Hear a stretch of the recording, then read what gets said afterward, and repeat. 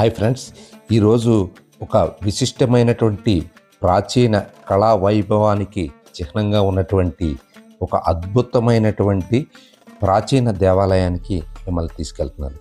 ఉత్తరాంధ్రలోని శ్రీకాకుళం జిల్లాకు సమీపంలో ఉన్నటువంటి ఒక శ్రీముఖలింగం అనే పేరుతో పిలువబడుతున్నటువంటి ప్రాచీన దేవాలయానికి ఈరోజు మనం వెళ్ళబోతున్నాం. ఇటీవల మా కుటుంబ సభ్యులతో కలిసి నేను ఆ క్షేత్రాన్ని సందర్శించడం జరిగింది. అక్కడ చూసినటువంటి కళా వైభవం, అక్కడ ఉన్న శిల్ప సౌందర్యం చూసి నా కళ్ళు చెమర్చాయి. నిజంగా అంత అద్భుతంగా ఉంది. మేము శ్రీకాకుళం నుంచి బయలుదేరి ఇటు తిలారు మీదుగా మేము ఆ శ్రీముఖలింగం ఉన్నటువంటి గ్రామానికి వెళ్ళాము. ఇక్కడ సంత జరుగుతుంది. ఇక్కడ పశువుల సంత చాలా ఫేమస్. వారానికి ఒకసారి జరిగేటువంటి ఈ సంతలో అన్ని రకాల పశువులను ఇక్కడ విక్రయిస్తూ ఉంటారు. ఇదిగోండి, ఇదే శ్రీముఖలింగం. ఈ ఆలయ చరిత్ర, ఈ శిల్ప సౌందర్యం, కళా వైభవం, స్థల పురాణం, ఆ వివరాలను ఈ వీడియోలో మీకు వివరించేటువంటి ప్రయత్నం చేస్తాను. చాలా అద్భుతమైనటువంటి ప్రాచీన దేవాలయం ఇది.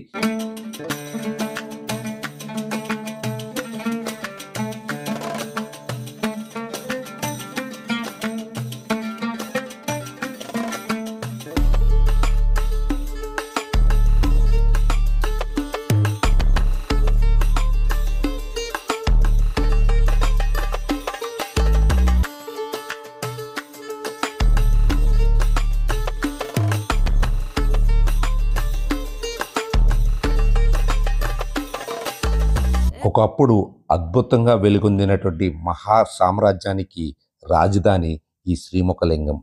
అద్భుత కళలకు కాణాచి. ఈ ప్రాంతం గతకాల వైభవానికి చిహ్నంగా నేడు మిగిలి ఉంది. ఇప్పుడు ఒక చిన్న పల్లెగా, పుణ్యక్షేత్రంగా ఇక్కడ స్వామివారు పూజాధికారులు అందుకుంటున్నారు. ఒకప్పుడు కళింగ నగరం, నేటి శ్రీముఖలింగం. కళింగ దేశ నగరం, కళింగ వాణి నగరం, నగరపు వాడ, వికలింగ నగరమని ఈ శ్రీముఖలింగానికి గతంలో పేరుండేది. కళింగ రాజులు మొదలుకొని వివిధ వంశరాజులు ఈ శ్రీముఖలింగాన్ని రాజధానిగా చేసుకుని పాలించారు. ఒకప్పుడు అంగరంగ వైభవంగా వెలుగొందిందని, ఆంధ్రాను పాలించిన రాజవంశీయులు ఈ దేవాలయాన్ని సున్నంతో కట్టించారని, గజపతులు దీనికి పూర్వవైభవాన్ని తీసుకొచ్చారని శాసనాలు చెబుతున్నాయి. గజపతులు ఎన్నో మణిమాన్యాలు సమర్పించి ఈ దేవాలయాన్ని అభివృద్ధి చేసినట్లు చరిత్ర చెబుతుంది. ఈ ఆలయంలో పరమేశ్వరుడు ముఖలింగేశ్వరుడుగాను, మధుకేశ్వరుడుగాను, జయంతేశ్వరుడుగాను అనే నామాలతో భక్తులతో ఆరాధించబడుతున్నారు.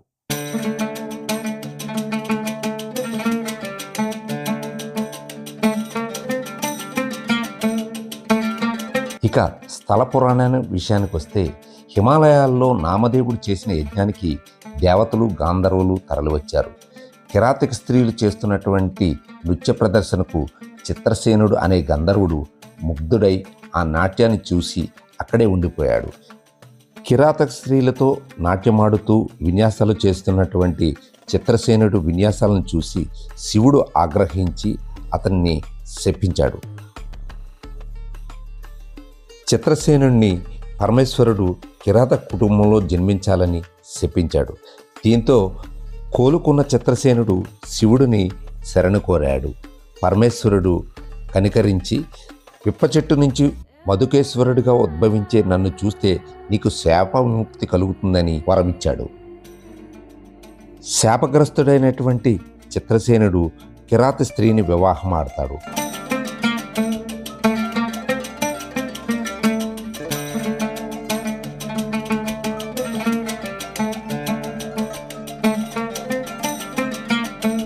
శివభక్తురాలైనటువంటి ఆ కిరాత స్త్రీ ఒక విప్ప చెట్టును పూజిస్తూ ఉంటుంది. అప్పటికే సవతిపోరుతో ఆమె బాధపడుతూ ఉంటుంది. ఎలాగైనా సరే ఈమె అడ్డు తొలగించుకోవాలని అసూయ ద్వేషాలతో రగిలిపోతున్నటువంటి సవతి ఈ చెట్టును గొడ్డలతో నరికివేస్తుంది. దీంతో ఆ చెట్టు లింగాకారంగా మారింది. ముందు భాగం పరమేశ్వరుని ముఖాకృతిగా మారింది. దీంతో ఈ చిత్రసేనుడికి శాప విముక్తి కలిగింది అనేది చరిత్ర ఆధారాలు చెబుతున్నాయి. అమ్మవారిగా వరాహదేవి పూజలు అందుకుంటున్నారు. ఇదే ఆలయంలో వామన అవతారం, వరాహ అవతారం, సూర్యదేవుని విగ్రహాలు కూడా మనకి కనిపిస్తాయి. ఉత్కళ సాంప్రదాయాన్ని అనుసరించి నిర్మించినటువంటి ఈ దేవాలయం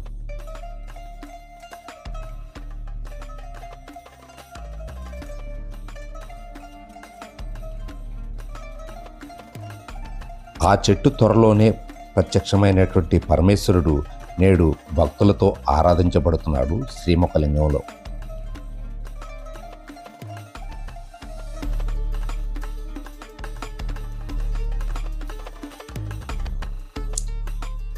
యమ ఇంద్రాదులు ఉత్పాదకులుగా ఈ దేవాలయానికి ఉంటారు.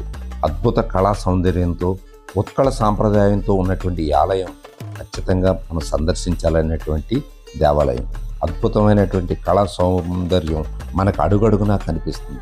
ఒక రకంగా చూస్తుంటే ఇది కోణార్క్ దేవాలయాన్ని పోలినట్టుగా కూడా నాకు అనిపించింది. అందుకనే ఈనాటికి కూడా ప్రాచీనమైనటువంటి సాంప్రదాయ పద్ధతిలోనే ఈ దేవాలయం ఉంది. ఆనాటి కట్టడాలు మనకి ఎంతో అబ్బురపరుస్తాయి. అలాగే కింద ఉన్నటువంటి భాగం అంతా కూడా మీకు ఈనాటికి కూడా మోడర్నైజ్ చేయకుండానే ఉన్నాయి. అలాగే ఆ శిలా సౌందర్యంలో ఉన్నటువంటి అద్భుత కళా నైపుణ్యం మనకి ఖచ్చితంగా ఆశ్చర్యపరుస్తుంది. ఎందుకంటే అంత అద్భుతంగా ఉంటుంది. ఈరోజు ఇంత అభివృద్ధి చెందినటువంటి రోజుల్లో కూడా, టెక్నాలజీ ఇంత అభివృద్ధి చెందినటువంటి ఈ రోజుల్లో ఆ కళా సౌందర్యానికి ఏమాత్రం దగ్గరగా కూడా మనం వెళ్ళలేకపోతున్నామంటే ఆనాటి కళాకారుల యొక్క వైభవం ఎంత గొప్పదో మనకి ఈ ఆలయాన్ని చూస్తే అర్థమవుతుంది. ఉత్తరాంధ్రలో పుణ్యక్షేత్రంగా వెలుగొందుతున్నటువంటి శ్రీముఖలింగం శ్రీకాకుళానికి 40 కిలోమీటర్ల దూరంలో ఉంది. దీనికి కోతవేటు దూరంలోనే మరొక అద్భుతమైనటువంటి గ్రామం కూడా ఉంది. ఆ గ్రామం గురించి మరొక వీడియోలో మీకు ఖచ్చితంగా వివరిస్తాను. అది కూడా మీరు ఖచ్చితంగా చూడాల్సినటువంటి వీడియో. ఎందుకంటే శ్రీకూర్మ గ్రామం అంటే ఈనాటి జీవన విధానం ఎలా ఉండాలి అనే దానిపై, ఆనాటి పూర్వ కరెంటు లేనటువంటి, ఆధునిక సౌకర్యాలు లేనటువంటి సేంద్రియ పద్ధతిలో సహజమైనటువంటి జీవన విధానాన్ని వాళ్ళు అనుసరించి చూపిస్తున్నారు. ఇస్కాన్ ఆధ్వర్యంలో ఉండేటువంటి ఆ దేవాలయాన్ని కూడా మీకు ఖచ్చితంగా చూపిస్తాను. ఖచ్చితంగా ఆ వీడియో కూడా మీరు చూడండి. చూడండి శ్రీముఖలింగంలో ఉన్నటువంటి ప్రతి శిల్పం కూడా మనకి అబ్బురపరిచే విధంగా ఉంటుంది. అద్భుతమైనటువంటి కళా సౌందర్యం, శిల్పకళా నైపుణ్యం మనకు అడుగడుగునా కనిపిస్తుంది.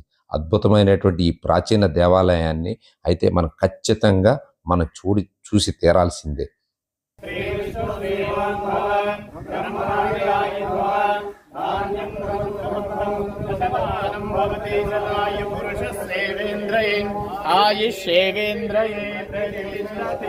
ఆయురారోగ్యమస్తు అఖండ.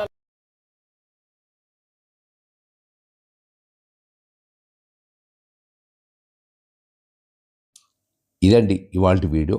మరో అందమైనటువంటి వీడియోతో మళ్ళీ కలుసుకుందాం. మీరు కనుక నా ఛానల్ని సబ్స్క్రైబ్ చేసుకోకపోతే ఖచ్చితంగా సబ్స్క్రైబ్ చేసుకోండి, లైక్ చేయండి, షేర్ చేయండి. మరిన్ని మంచి వీడియోలు చేయడానికి అవకాశం ఏర్పడుతుంది. ఉంటానండి. Good bye.